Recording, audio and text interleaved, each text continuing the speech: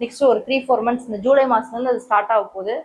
So இந்த next ஒரு 3-4 months வந்து உங்களுக்கு அதெல்லாம் நடக்கிறதுக்கு வாய்ப்பு இருக்கு. ஏன்னா இந்த ஒரு புதனுக்கு ராகுவோட பார்வையுமே இருக்கு.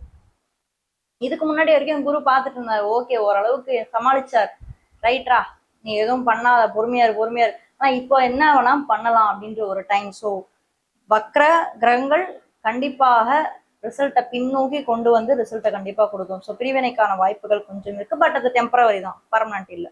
அடுத்து 6ஆம் இடத்துல குருவும் சூரியனும், குரு சூரியனோட இந்த டைம்ல வந்து உங்களுக்கு குரு சூரியன் கேது சுக்கிரன். ஸோ 6ஆம் இடத்தை பொறுத்த வரைக்கும் குரு சூரியன் கேது சுக்கிரன் 6-7 கிரகங்கள் வந்து ரொம்ப நெருக்கமா இருக்க போறாங்க இந்த மாதத்துல. டிகிரி வைஸ் கும்பத்தை பொறுத்த வரைக்கும் 5, 6, 7 இந்த 3 பாவகங்கள் இருக்கக்கூடிய கிரகங்களுமே ரொம்ப நெருக்கமா இயங்கக்கூடிய ஒரு டைம் பீரியடை தான் நான் வந்து பாக்குறேன்.